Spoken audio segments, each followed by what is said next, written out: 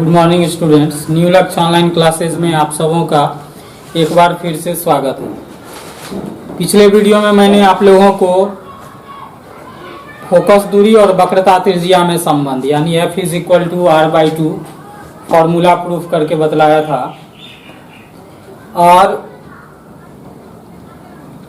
किरण आरेख की बनावट वो बतलाया था और बतलाया था किरण आरेख की बनावट के बारे में कि इसका उपयोग करके हम लोग आगे किसी वस्तु का प्रतिबिंब बनाएंगे। आज हम लोग वही देखेंगे। चैप्टर नंबर 1 है आपका प्रकाश, जिसमें हम लोग को टॉपिक पढ़ना है अवतल दर्पण के सामने विभिन्न दूरियों पर रखे वस्तु का बना प्रतिबिंब। अवतल दर्पण के सामने विभिन्न दूरियों पर रखे वस्तु का बना प्रतिबिंब। यहाँ से आपका 2 क्वेश्चन आता है, लघुत्तरीय प्रश्न में या ऑब्जेक्टिव में आपको यहाँ से क्वेश्चन आता है। चलिए देखते हैं। अवतल दर्पण के सामने विभिन्न दूरियों पर रखे वस्तु का बना प्रतिबिंब। पहला है, जब वस्तु अनंत पर हो। यदि वस्तु अनंत पर रखा हुआ है तो उसका प्रतिबिंब कहाँ बनेगा। यदि वस्तु अनंत पर रखा हुआ है तो उसका प्रतिबिंब कहाँ बनेगा। तो देखिए हम क्या किए, एक अवतल दर्पण ले लिए हैं। मान लेते हैं कि अनंत पर कोई वस्तु है जहां से ये दोनों प्रकाश की किरण आ रही है। दर्पण से परावर्तन के बाद दोनों किरण एक दूसरे को फोकस के ठीक नीचे काटता है। फोकस के ठीक नीचे काटता है तो इसका मतलब है कि वस्तु का प्रतिबिंब जो है वह कहाँ बनता है, फोकस पर बनता है। इसका मतलब ये हुआ कि वस्तु का प्रतिबिंब कहाँ बनता है, फोकस पर। तो जब वस्तु अनंत पर हो, जब वस्तु अनंत पर हो तो वस्तु का प्रतिबिंब कहाँ पर बनता है, फोकस पर बनता है। और हम ये चीज देख रहे हैं कि प्रतिबिंब जो है वह मुख्य अक्ष के नीचे बन रहा है। तो जब किसी भी वस्तु का प्रतिबिंब मुख्य अक्ष के नीचे बनेगा तो इसका मतलब वास्तविक और उल्टा बनेगा। जब मुख्य अक्ष के ऊपर बनेगा तो काल्पनिक और सीधा बनेगा। तो जब मुख्य अक्ष के नीचे बना तो इससे ये स्पष्ट हो गया कि प्रतिबिंब जो है वह वास्तविक है। वास्तविक है तो वह उल्टा होगा, वास्तविक है तो वह उल्टा होगा। इसका मतलब है कि प्रतिबिंब जो है वह वास्तविक है और उल्टा। अब हम देख रहे हैं अनंत पर कोई वस्तु होगा तो इसका मतलब बहुत बड़ा वस्तु होगा। ठीक उससे आने वाली प्रकाश की किरण जब काटती है तो वस्तु का बहुत छोटा प्रतिबिंब बनता है। तो इसका मतलब ये हुआ कि जब वस्तु अनंत पर हो तो वस्तु का प्रतिबिंब फोकस पर वास्तविक उल्टा और वस्तु से बहुत छोटा बनता है। वास्तविक उल्टा और वस्तु से बहुत छोटा बनता है, लगभग बिंदु के आकार। दूसरा है, जब वस्तु अनंत और वक्रता केंद्र के बीच स्थित हो, यानी वक्रता केंद्र के पीछे स्थित हो। अनंत और वक्रता केंद्र के बीच स्थित हो, इसका मतलब हुआ वक्रता केंद्र के पीछे स्थित हो। तो जब वस्तु वक्रता केंद्र के पीछे स्थित होगा, यानी अनंत और वक्रता केंद्र के बीच स्थित होगा, तो उसका प्रतिबिंब कहाँ पर, फोकस और वक्रता केंद्र के बीच। देखिए आप फिगर में हम क्या किए, यहाँ अनंत और वक्रता केंद्र के बीच एक वस्तु को रख लिए।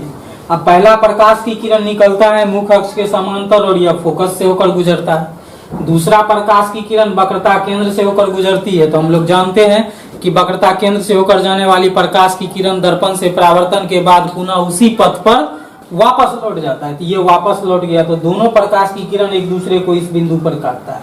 अब इस बिंदु से यदि हम मुख्य अक्ष पर लंब डाल लेते हैं तो यही मेरा प्रतिबिंब हो जाता है। तो प्रतिबिंब जो है वह फोकस और वक्रता केंद्र के बीच है। तो जब वस्तु अनंत और वक्रता केंद्र के बीच स्थित हो तो उसका प्रतिबिंब फोकस एवं वक्रता केंद्र के बीच वास्तविक उल्टा और वस्तु से छोटा बनता है। वास्तविक उल्टा और वस्तु से छोटा कहाँ बनता है, तो फोकस और वक्रता केंद्र के बीच। अब है आपका तीसरा, जब वस्तु वक्रता केंद्र पर स्थित हो। कहाँ स्थित हो, वक्रता केंद्र पर। जब वस्तु वक्रता केंद्र पर स्थित हो तो देखिए हम इसका फिगर कैसे बनाए। मान लिए कि यह एक वस्तु है AB, ठीक, ये AB एक वस्तु है, इसका प्रतिबिंब नीचे बना है A', ठीक। तो वस्तु जब वक्रता केंद्र पर हो तो पहला प्रकाश की किरण मुख्य अक्ष के समांतर निकलता है और दर्पण से परावर्तन के बाद फोकस से होकर गुजरता है। दूसरा प्रकाश की किरण फोकस से होकर हम गुजारते हैं तो यह क्या होता है, दर्पण से परावर्तन के बाद मुख्य अक्ष के समांतर गुजरता है। तो हम देख रहे हैं कि दोनों कहाँ पर काटता है एक दूसरे को, ठीक वक्रता केंद्र के नीचे। इसका मतलब हुआ प्रतिबिंब भी कहाँ बनता है, वक्रता केंद्र पर। अब हम यहाँ देखते हैं वस्तु का ऊंचाई और प्रतिबिंब का ऊंचाई तो बराबर है। इसका मतलब है कि जब वस्तु वक्रता केंद्र पर हो तो वस्तु का प्रतिबिंब भी वक्रता केंद्र पर वास्तविक उल्टा तथा वस्तु के बराबर आकार का बनता है, वस्तु के बराबर आकार का। जैसे जैसे हम लोग क्या होगा अनंत से दर्पण की तरफ आएंगे, प्रतिबिंब का आकार जो है वह क्या होगा बढ़ता जाएगा। जब अनंत पर थे तो प्रतिबिंब लगभग बिंदु के आकार का बनता था। जब अनंत और वक्रता केंद्र के बीच आए तो प्रतिबिंब जो है वो वस्तु से छोटा बना। जब वक्रता केंद्र पर आए तो प्रतिबिंब का आकार वस्तु के आकार के बराबर हो गया। चौथा है जब वस्तु वक्रता केंद्र और फोकस के बीच स्थित हो। किसके बीच स्थित हो? वक्रता केंद्र और फोकस के बीच। तो यहाँ पर हम वक्रता केंद्र और फोकस के बीच एक वस्तु को रख लिए। पहला प्रकाश की किरण निकला मुख्य अक्ष के समांतर, दर्पण से परावर्तन के बाद फोकस से होकर गुजरा। दूसरा प्रकाश की किरण को हम लोग क्या किए, डायरेक्ट इस तरह से डालते हैं कहां पर, दर्पण पर, जो परावर्तन के बाद कहां से होकर गुजरता है, वक्रता केंद्र से होकर गुजरता है। तो दोनों एक दूसरे को यहाँ काटता है, कहां पर, इस बिंदु पर। तो यहाँ से लंब डाल लिए तो ये ए डैश बी डैश प्रतिबिंब हो गया। अब देख रहे हैं वस्तु इतना छोटा है और प्रतिबिंब उसका इतना बड़ा है, तो इसका मतलब प्रतिबिंब जो है वो वस्तु से क्या है, बड़ा है। जब यह मुख्य अक्ष के नीचे बना तो इसका मतलब वास्तविक और उल्टा। तो जब वस्तु वक्रता केंद्र और फोकस के बीच स्थित हो तो वस्तु का प्रतिबिंब अनंत और वक्रता केंद्र के बीच वास्तविक उल्टा तथा वस्तु से बड़ा बनता है। जब वस्तु फोकस पर स्थित हो, हम लोग क्या करते हैं, वस्तु को जब फोकस पर रखते हैं तो पहला प्रकाश की किरण जो मुख्य अक्ष के समांतर आता है वह दर्पण से परावर्तन के बाद फोकस से होकर गुजरता है। दूसरा प्रकाश की किरण क्या करते हैं हम लोग, इस दिशा में लेते हैं जो दर्पण से परावर्तन के बाद वक्रता केंद्र से होकर गुजरता है। अब हम लोग देखते हैं कि यह किरण लगभग समांतर जा रहा है, यानी कहने का मतलब ना इधर बढ़ाने पर कहीं काटेगा ना आगे बढ़ाने पर कहीं काटेगा। तो इस स्थिति में हम लोग प्रतिबिंब कहाँ ले लेते हैं, अनंत पर। कहाँ ले लेते हैं, अनंत पर। इसका मतलब ये हुआ कि जब वस्तु फोकस पर स्थित हो तो वस्तु का प्रतिबिंब अनंत पर वास्तविक उल्टा और वस्तु से बहुत बहुत बहुत बड़ा बनता है। ठीक। छठा है आपका जब वस्तु ध्रुव और फोकस के बीच स्थित हो। जब वस्तु ध्रुव और फोकस के बीच स्थित हो, तो जब वस्तु ध्रुव और फोकस के बीच स्थित होगा तो वस्तु का प्रतिबिंब दर्पण के बीच है। इस स्थिति में दो किरण लेते हैं। पहला प्रकाश की किरण जो मुख्य अक्ष के समांतर लेते हैं वह दर्पण से परावर्तन के बाद फोकस से होकर गुजरता है। दूसरा प्रकाश की किरण दर्पण से परावर्तन के बाद वक्रता केंद्र से होकर गुजरता है। इस स्थिति में हम देखते हैं कि इधर जो है वह किरण का दूरी धीरे धीरे घटते जा रहा है, जबकि इधर जाने पर बढ़ रहा है। इसका मतलब इधर कहीं नहीं काट सकता है, इधर बढ़ाएं तो हम काट सकता है। तो यह काटता है कहाँ, दर्पण के पीछे, और चूंकि ऊपर काट रहा है इसका मतलब मुख्य अक्ष के ऊपर है। तो यहाँ पर प्रतिबिंब क्या होता है, सीधा बनेगा, इसका मतलब आभासी बनेगा। इसलिए प्रतिबिंब जो है दर्पण के पीछे आभासी, सीधा तथा वस्तु से बड़ा बनता है। जब वस्तु ध्रुव और फोकस के बीच स्थित हो तो वस्तु का प्रतिबिंब दर्पण के पीछे काल्पनिक यानी आभासी, सीधा तथा वस्तु से बड़ा बनता है। अब हम लोग इसमें 6 कंडीशन है देख चुके हैं। पहला हम बताए थे जब वस्तु कहाँ हो, अनंत पर हो। जब वस्तु अनंत पर होता है तो उसका प्रतिबिंब कहाँ बनता है, फोकस पर, वास्तविक उल्टा और वस्तु से बहुत बहुत छोटा, लगभग बिंदु के आकार का। जब वस्तु अनंत और वक्रता केंद्र के बीच स्थित हो तो वस्तु का प्रतिबिंब फोकस और वक्रता केंद्र के बीच वास्तविक उल्टा और वस्तु से छोटा बनता है। जब वस्तु वक्रता केंद्र पर हो तो वस्तु का प्रतिबिंब भी वक्रता केंद्र पर वास्तविक उल्टा और वस्तु के बराबर आकार का बनता है। चौथा था जब वस्तु कहाँ, वक्रता केंद्र और फोकस के बीच स्थित हो तो वस्तु का प्रतिबिंब वक्रता केंद्र और अनंत के बीच वास्तविक उल्टा और वस्तु से बड़ा बनता है। छठा है आपका क्या, जब वस्तु, हाँ पांचवा है जब वस्तु फोकस पर स्थित हो तो वस्तु का प्रतिबिंब कहाँ पर, अनंत पर, वास्तविक उल्टा और वस्तु से बहुत बहुत बड़ा बनता है।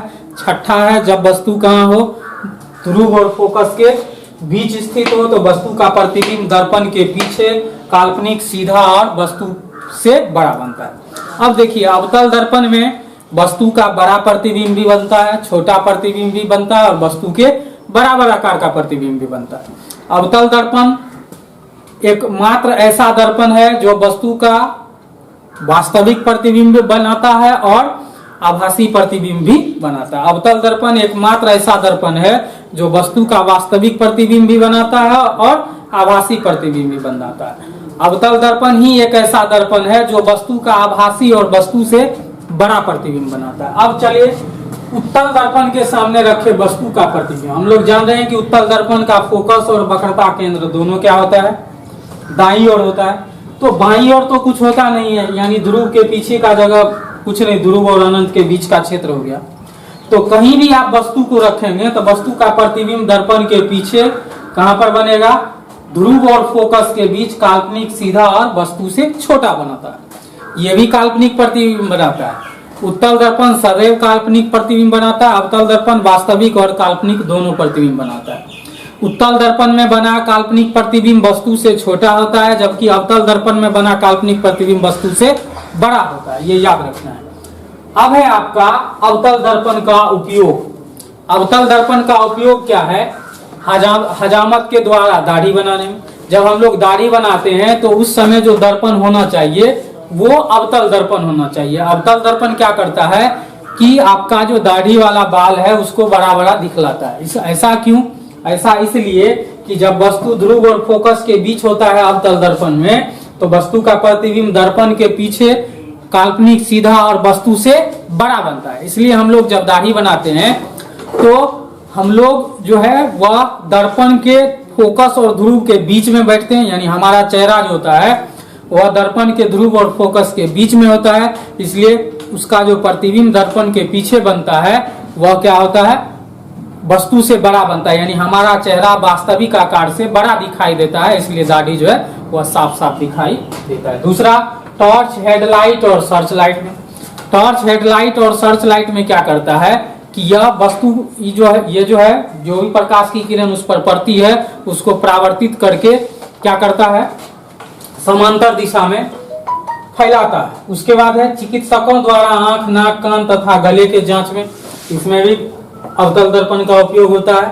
सौर भट्ठियों में भी अवतल दर्पण का उपयोग होता है। चलिए अब है उत्तल दर्पण का उपयोग। उत्तल दर्पण का मात्र और एकमात्र उपयोग है क्या, साइड मिरर के रूप में। साइड मिरर यानी वाहन में जो साइड मिरर होता है उसके रूप में, यानी पीछे से आ रही वस्तुओं को देखना।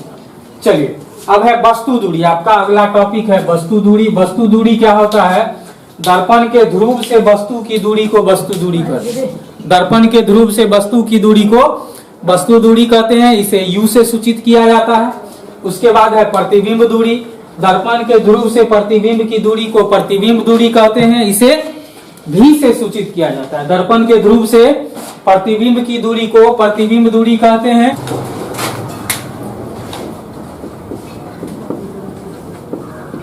चिन्ह परिपाटी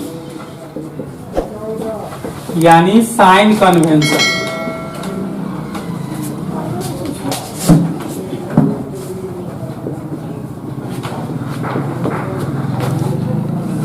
चिन्ह परिपाटी आपको न्यूमेरिकल बनाने में मदद करेगा। चिन्ह परिपाटी के सहायता से हम लोग न्यूमेरिकल को आसानी से समझ पाएंगे, आसानी से बना पाएंगे। तो चिन्ह परिपाटी हम आपको दिखलाते हैं। हम लोग जानते हैं, हम अपने पिछले वीडियो में आपको मैथ में बताए थे क्या, एक्स एक्सिस, वाई एक्सिस, ये सब बात बताए हैं। आप चाहें तो पीछे वाला वीडियो फिर से देख सकते हैं। ये आपका मूल बिंदु होता है ओ। अब हम यहीं पर ये बात हमको पता है, ये बात हमको पता है कि ये एक्स एक्सिस पर जो होता है, एक्स एक्सिस पर मूल बिंदु कहिए या निर्देश बिंदु कहिए, उसके दाईं ओर मापी गई दूरी क्या होता है, धनात्मक होता है। बाईं ओर मापी गई दूरी क्या होता है, ऋणात्मक होता है। ठीक उसी तरह से वाई एक्सिस पर ऊपर की ओर मापी गई दूरी क्या होता है, धनात्मक होता है। और नीचे की ओर मापी गई दूरी क्या होता है, ऋणात्मक होता है। यहां से नीचे मापेंगे तो क्या होगा, ऋणात्मक होगा। बस यही तरीका है इसमें भी। अब हम क्या करते हैं, यहाँ पर दो दर्पण बना देते हैं, एक अवतल दर्पण और दूसरा उत्तल दर्पण। ये आपका हो गया अवतल दर्पण, ऐसे समझ लीजिए इसको। और ये आपका हो गया उत्तल दर्पण। ये आपका हो गया क्या, उत्तल दर्पण। अवतल दर्पण और उत्तल दर्पण आप देख लीजिए, सॉरी, ये आपका हो गया क्या, उत्तल दर्पण।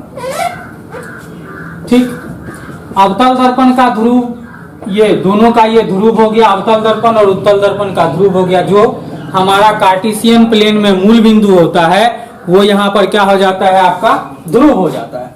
ठीक, अवतल दर्पण का फोकस और वक्रता केंद्र इधर होगा, उत्तल दर्पण का फोकस और वक्रता केंद्र इधर होगा। चलिए, तो एक बात तो क्लियर पता चल गया कि अवतल दर्पण का फोकस होगा वो क्या होगा, ऋणात्मक। फोकस दूरी जो होगा वो क्या होगा, ऋणात्मक होगा। अवतल दर्पण का वक्रता त्रिज्या जो होगा वो क्या होगा, ऋणात्मक होगा। चूंकि क्या है, मूल बिंदु यानी ध्रुव के बाईं ओर है। जितनी भी दूरी मापते हैं, जैसे कार्टेशियन प्लेन में मूल बिंदु से, ठीक उसी तरह से दर्पण में भी जितनी भी दूरियां मापेंगे वह सब कहां से, ध्रुव से। तो ध्रुव के बाईं ओर हम देख रहे हैं, चूंकि ये एक्स एक्सिस है मेरा, ये ध्रुव है, ध्रुव के बाईं ओर मापेंगे तो ऋणात्मक, दाईं ओर मापेंगे तो धनात्मक। ठीक उसी तरह से वाई एक्सिस पर ऊपर मापेंगे तो धनात्मक, नीचे मापेंगे तो ऋणात्मक। इसका मतलब ये हुआ कि सभी दूरियां दर्पण के ध्रुव से मापी जाती है। ध्रुव के बाईं ओर मापी गई दूरी ऋणात्मक, दाईं ओर मापी गई दूरी धनात्मक होती है। ठीक, ध्रुव के लंबवत ऊपर मापी गई दूरी धनात्मक, नीचे मापी गई दूरी ऋणात्मक। अगर आप इतना जान लेते हो तो आप सब कुछ जान जाओगे। चलिए, तो सबसे पहले हम ये देख लें, ये बात हमको पता है कि वस्तु सदैव बाईं ओर रखा जाता है। वस्तु जो है वह सदैव किधर रखा जाता है, बाईं ओर। तो वस्तु इधर रखेंगे तो वस्तु दूरी सदैव क्या होता है, ऋणात्मक हो जाएगा। बाईं ओर जब ही रखाएगा तो वस्तु दूरी क्या हो जाएगा, ऋणात्मक हो जाएगा। तो ये बात हमको पता चल गया कि सभी दूरियां दर्पण के ध्रुव से मापी जाती है। सभी दूरियां दर्पण के ध्रुव से मापी जाती है। सभी दूरियां कहां से मापी जाती है, दर्पण के ध्रुव से मापी जाती है। सभी दूरियां दर्पण के ध्रुव से मापी जाती है। ध्रुव के बाईं ओर मापी गई दूरी ऋणात्मक, ध्रुव के बाईं ओर मापी गई दूरी ऋणात्मक तथा दाईं ओर मापी गई दूरी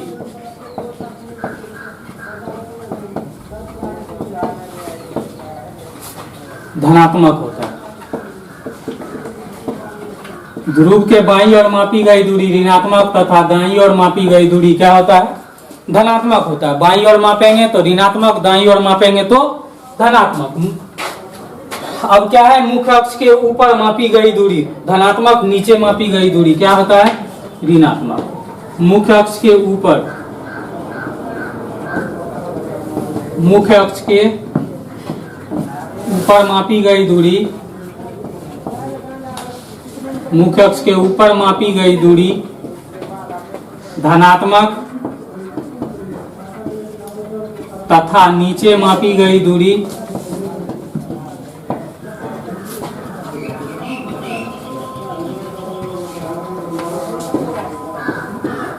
ऋणात्मक होता है।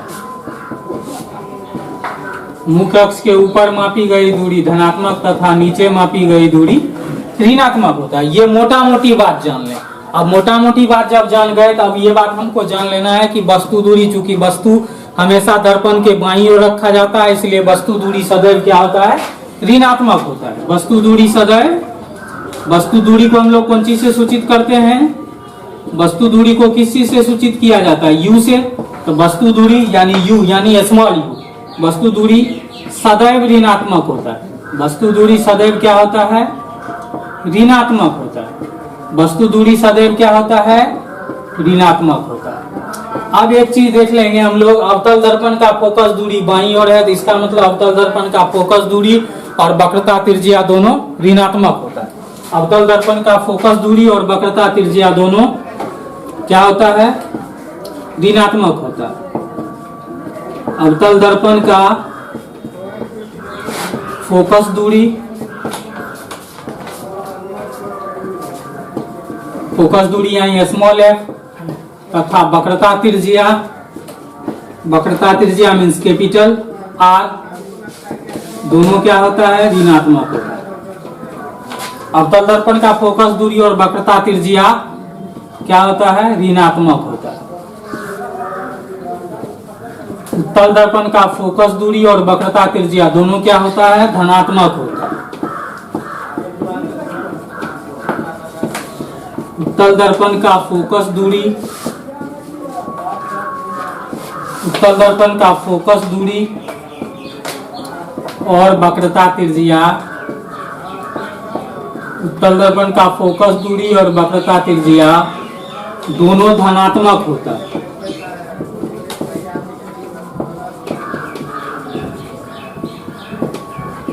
ठीक। अवतल दर्पण का फोकस दूरी और वक्रता त्रिज्या दोनों ऋणात्मक होता है। उत्तल दर्पण का फोकस दूरी और वक्रता त्रिज्या दोनों धनात्मक होता है। अब हम लोग चूंकि मुख्य अक्ष के ऊपर मापते हैं तो क्या होता है, धनात्मक। तो वस्तु हमेशा हम लोग मुख्य अक्ष के ऊपर रखते हैं, तो वस्तु की ऊंचाई सदैव क्या होता है, धनात्मक होता है। वस्तु की ऊंचाई सदैव धनात्मक होता है। वस्तु की ऊंचाई हम लोग HO से इंडिकेट करते हैं या HI से, HO या H1 से, H1। ठीक। HO means height of object, वस्तु की ऊंचाई, हाइट ऑफ ऑब्जेक्ट। वस्तु की ऊंचाई सदैव क्या होता है, धनात्मक होता है। वस्तु की ऊंचाई सदैव धनात्मक, वस्तु की ऊंचाई सदैव धनात्मक होता है। अब एक बात यहाँ समझने वाला ये भी है, यदि वस्तु का ऊंचाई धनात्मक होता है, अगर वस्तु प्रतिबिंब का भी ऊंचाई धनात्मक हो तो प्लस प्लस प्लस, प्लस का सिंबल जो है वो आपको दिखाता है क्या, आभासी प्रतिबिंब को। माइनस का सिंबल आपको दिखाता है क्या, वास्तविक प्रतिबिंब को। तो जब भी वस्तु प्रतिबिंब ऊपर बनेगा यानी मुख्य अक्ष के ऊपर बनेगा तो वह प्रतिबिंब आभासी होगा।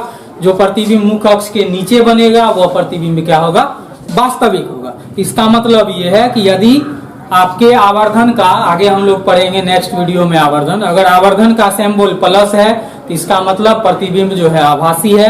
आवर्धन का सिंबल माइनस है, इसका मतलब प्रतिबिंब जो है वो क्या है, वास्तविक। ठीक। अब हम लोग कल के वीडियो में यानी नेक्स्ट वीडियो में हम लोग पढ़ेंगे क्या, नेक्स्ट वीडियो में हम लोग पढ़ेंगे दर्पण सूत्र और आवर्धन सूत्र। उम्मीद है आप लोगों को ये जो आज का क्लास है अच्छा लगा होगा। अगर अच्छा लगा हो और जो लोग अभी तक चैनल सब्सक्राइब नहीं किए हैं, चैनल सब्सक्राइब कीजिए, लाइक कीजिए, कमेंट कीजिए जो भी प्रॉब्लम है, और ज़्यादा से ज़्यादा चैनल को शेयर कीजिए ताकि इस स्थिति में अभी जब स्कूल जितने भी संस्थान है वह सब बंद है तो ज़्यादा से ज़्यादा लोग इसका लाभ ले सके। धन्यवाद।